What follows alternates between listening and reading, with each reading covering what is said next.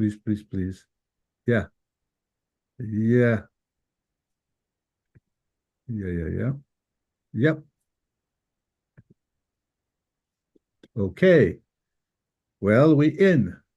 Everybody, good morning on the time of New York. Good afternoon for our guest Alex, who is in the UK, and good day to everyone, or to good evening, as we are in different time zones. But thank you and welcome to Youth You Change the World. It's a very nice name for our podcast and live event.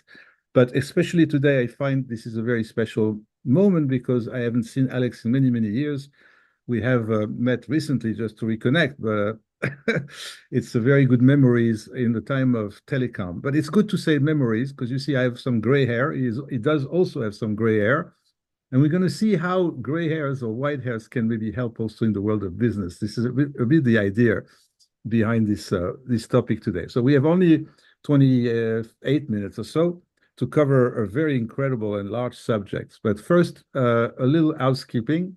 Everybody can see us on various channels. There is YouTube, there is LinkedIn, there is Facebook, there is X, Twitter, and Instagram for the social network part. For the podcast, you'll find this on Spotify, on Amazon, on Apple, all those different channels. So that's how you can see it live right now, but you can also see the recording because they are going to stay there on all different pages of those websites and streamlines.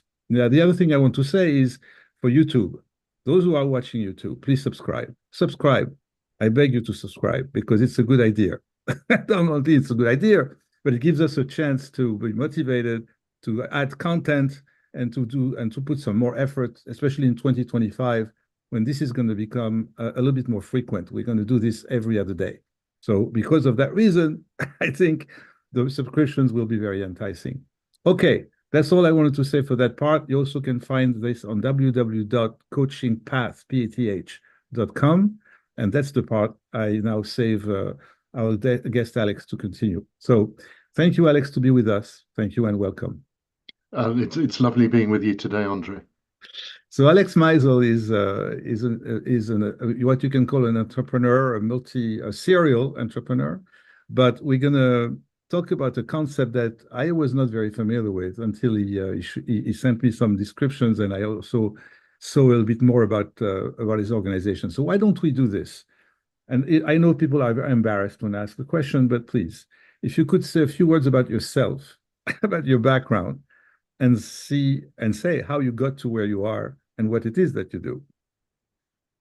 Sure. Well, thank you for allowing me to be on this. I mean, I guess you said I'm an entrepreneur. I'd prefer to think of myself as a wannabe entrepreneur.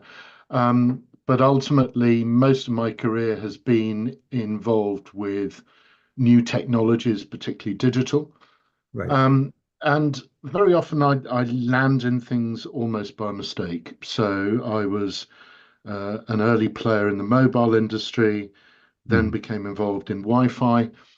And all along the way, I noticed that it's quite challenging when you're working in new technology or new industries to get in front of the right sort of people and engage with them and deliver results. So I guess I've certainly had some successes. I think this current business is my 10th one, but also had some failures as well. Okay. And what I discovered is that many people who might have a good idea or might have a good concept are so excited about the technology they developed or the concept they've developed Right. that they don't actually think very clearly about how to commercialize their business or do not have the skills to commercialize their business. Because the things that entrepreneurs are often very excited about are not the things that corporate buyers are particularly excited about. So that ultimately led to me developing my most recent business and hopefully my last business, Grey Hair Works, which ultimately initially helps create or has curated a portfolio of technology which we genuinely believe in, which we genuinely also feel will help corporates if they adopt that technology.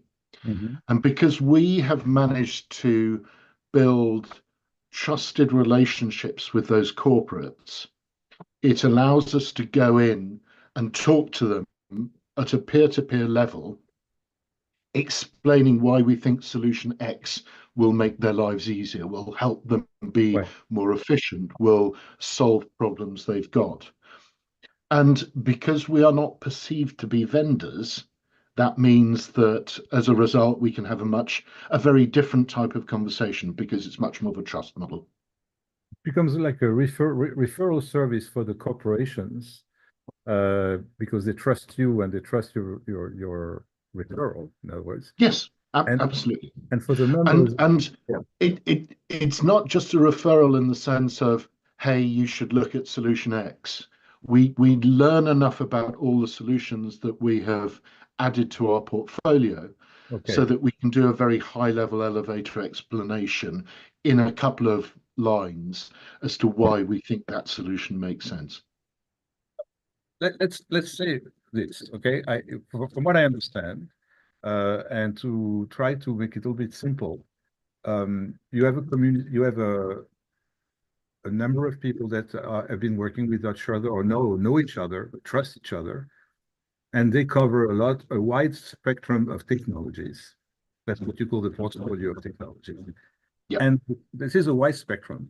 And then whoever comes up now with a concept or an idea, you give them, in fact, access to the market in a way. Uh, absolutely. After, of course, being also at their service to refine or make sense of their business plan or their business model. Absolutely. In Right. fact, you've touched on one extra element of our offering, which is, as well as our core team, we are surrounded by a community of C-level experts Yeah. or C-level executives, typically who have grey hair, or certainly the men do. For some reason, the ladies don't, for reasons I haven't quite managed to understand. But they come from a wide cross section of brands and industries, retail, CPG, FMCG, financial services agency, etc. And they serve multiple purposes. They help us open doors into corporates Yeah. because they already have their own networks. They help us evaluate solutions which we think might make sense. They bring solutions to us. Yes.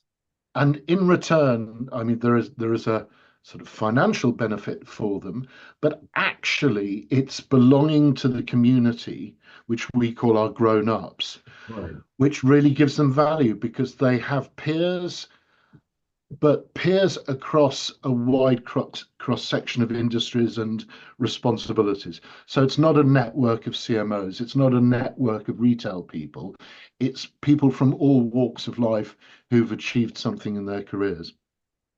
So we offer them a platform to make value of all their learnings and all their assets that they accumulated over the years, and the most precious one being their experience. Yes, exactly, And exactly. that's very nice. So why is it here that we're talking about this? Because here we talk about usually leadership, about challenges for leadership, and it's sometimes business to consumer, or it is business to business uh, for the dimension of it. But it is definitely one individual who is a leader or a team of individuals who are leaders. What do they do when they are challenged by? And I love it in your website when you say the B dot dot dot shit. Yes, Which is seven, and I said a bad word, which I never do, so I don't know what happened today. A little wild. So you're inspiring to why things. Be careful. Well, anyway, apologies. no, no, I'm no. leading you astray, Andre. When it comes to that, it's not even a bad word, right? Because you know what? It's maybe a time. It's a time in the era of the universe that we have a thirst for truth. We really want things to be genuine and authentic. And it's really brilliant because in a way, that's really the theme of this show. Here. Because you change the world is when you make people authentic and change their life. Because wow. you are removing all the screens and all the filters and all everything because we see the thing raw. Sometimes it's a little bit brutal, painful, but we have the truth at least in front of us. If we see a bad product, we say it, Yes. and it's never going to work, or it's not compatible, or whatever, or they don't need this. Your thing is stinks. It's not user friendly, whatever. You are here with your critical eye, but you represent, the target of this person. Nobody's going to waste time, the buyer or the seller. So I love the idea, but fundamentally behind the idea there is a value.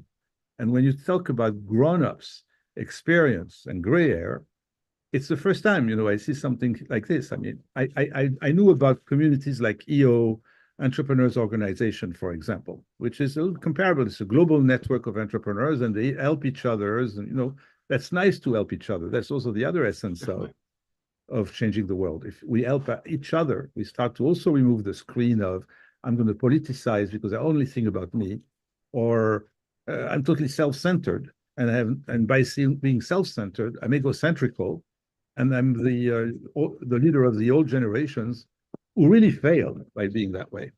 And those who didn't fail, well, they had some kind of a blessing of reason. But in a nutshell, that's what I think. I wanted to correlate everything you described to this show. Why? There's behind the good aspect of the genius aspect of this idea, there's a lot of value. That's what I'm trying to say. Human value. There is the business value, but the human value behind it. You're gonna have people use their experience and express it in a way that they never did before. That's what I understand. It's very interesting. We did some research amongst our grown-ups as to why they joined our community. And what we found, one of the things which was important to them was continuous learning. So we're exposing them to new technology from the solutions we've curated, etc. But actually, one of the areas raised on a very frequent basis was being part of something and validation. And what I find is very interesting is that if you step back and look at large companies these days, there is an increasing frustration or distrust with some of the processes which happen, whether it's working with the big consultancies, where the feeling is they are too focused on making money and less focused on delivering rapid results. When it comes to working with large technology vendors, you're sold a very compelling story, but once you sign on the dotted line, you realize a huge amount of work needs to be implemented and paid for to adapt the solution to your own needs. So I guess our approach is we are associating ourselves. I'm very conscious that you don't like swearing, very understandably, but we very much focus on getting stuff done, and we normally use another word rather than stuff. But it's just when corporates have challenges and need consultancy, if that's what we're doing, we bring in people who've been there and done it rather than career consultants. So senior executives who've probably been through the same challenges, who've suffered the same problems, and know how to resolve it, with the extra benefit that they also come from large corporates, so they understand the politics, etc., and they're not looking to lock themselves in for a 2-year gig or a 5-year gig. They just want to sort it out, roll their sleeves up, and then leave, so that the person in the corporate looks good, has the results they want, and guess what? Almost without fail, we get called back because we're seen to be a very easy way of getting access to knowledge. We almost work like a sounding board.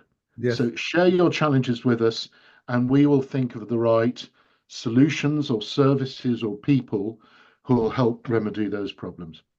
good. That's great, and that's clear. A story. Can you tell us a story that could reflect all the things that you're saying? Um, from beginning to the end. But a short. yes. Um, I mean, the interesting challenge is very often corporates are so close to some of the challenges they face that they can't either articulate them or don't even recognize that those problems exist. So, I mean, stories are always a bit of a challenge, but there is a corporate we're working with at the moment at the highest level. So it's a listed company, and we're working with the CEO of this corporate. Yes. And the board has set the CEO a challenge of delivering certain efficiencies. Now, I would argue the laziest way to deliver efficiencies is just cut costs. And when you look at cutting costs, you're getting rid of senior executives because guess what? Senior executives are the most expensive. And we actually sat down with them and helped them develop a plan which allowed them to see that there were fairly fundamental gaps in their capabilities, which actually, just by putting a few bodies in place and improving communications internally, would deliver a much better return, which we're already beginning to see, rather than the slightly, I wouldn't say easier, but lazier approach of, right, let's get rid of the top 10% of senior management. So it's a very simplistic story. I mean, No, no. but ultimately, Right. what worries me to an extent is the way the investment market and the stock markets are working these days is the need for short-termist results are such that decisions are made from a purely short-term financial viewpoint rather than looking at the holistic picture. Or longer term, Yeah, bigger picture, as we always say. yeah, yeah, uh, and in the coaching that I do, and with all the groups of coaches that I sometimes associate with, coaching especially teams of executives or decision makers, the real stakeholders, really the ones who make decisions, hard decisions. It's really very reflected in what you're saying. And it's very interesting, right? We're the sounding boards too, but the rationale behind let's kind of transform something we already launched out there because we did the wrong shooting. I mean, it was really going to the wrong direction. It's the wrong track. It's going to cost us as much money as it was last year.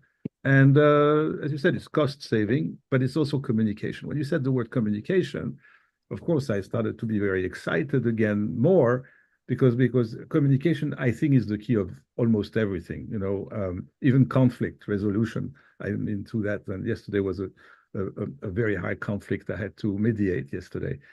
In this mediation side activity I have besides coaching. And it was such a high level conflict. When you say high level, you have a lot of screaming in the room and a lot of emotional and negativity into an yeah. extent that it's almost unbearable. That's why I cannot handle this more than maybe once a quarter. But that was really interesting. They were not communicating. That's the only thing I could play as in my role is to say, hold on, are you listening to the other's point of view, the other one, this other side? Because it's something to learn. At least you know what you're disputing. They were not listening to each other. This is classic, even in a couple that get divorced, and I have those divorce cases sometimes too. It's terrible. So good, good. So you come with your wisdom. I think that's the word.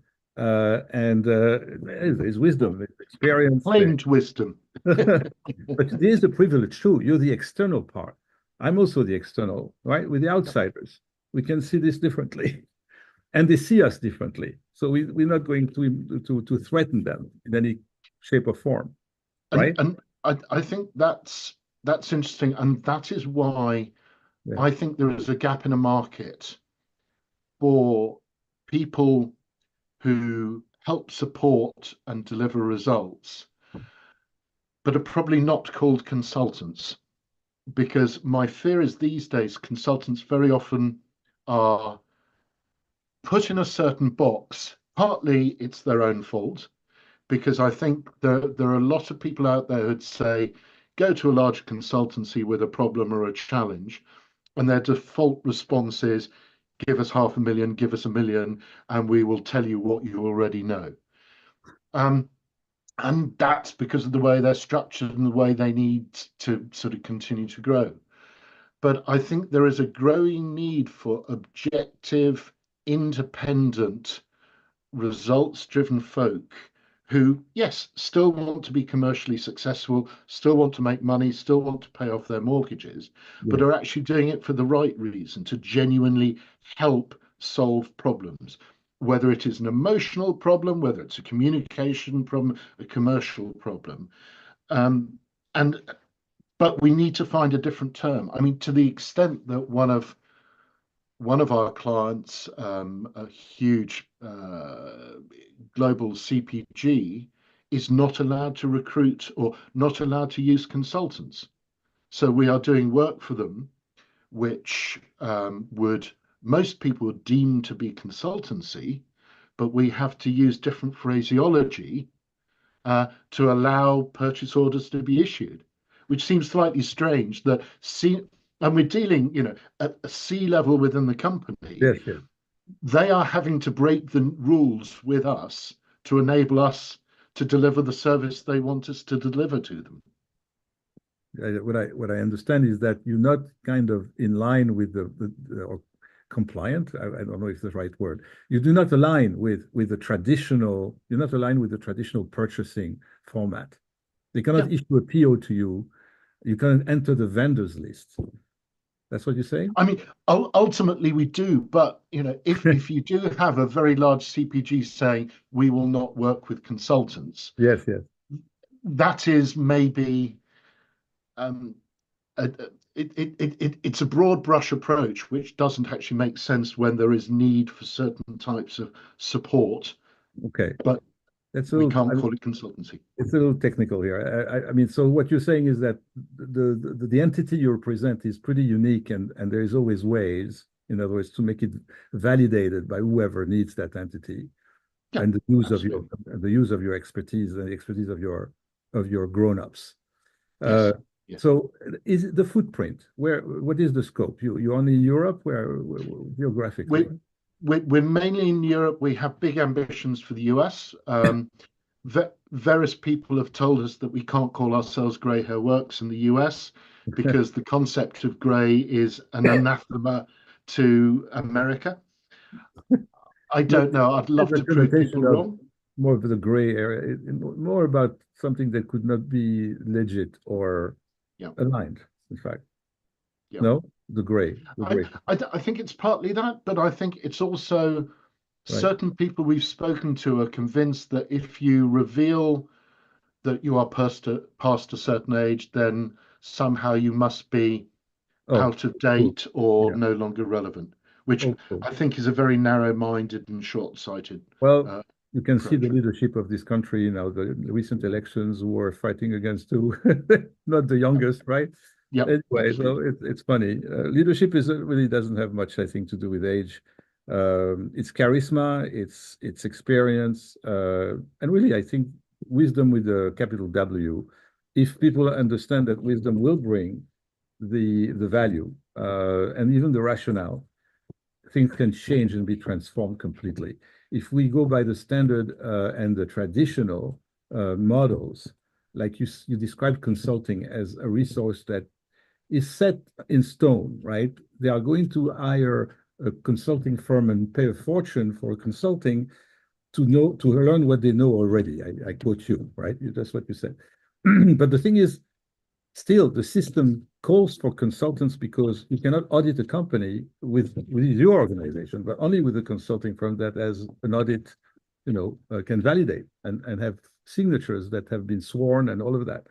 So there is a lot of guarantees and requirements that are kind of covered and covering the clients because a consulting firm will guarantee that.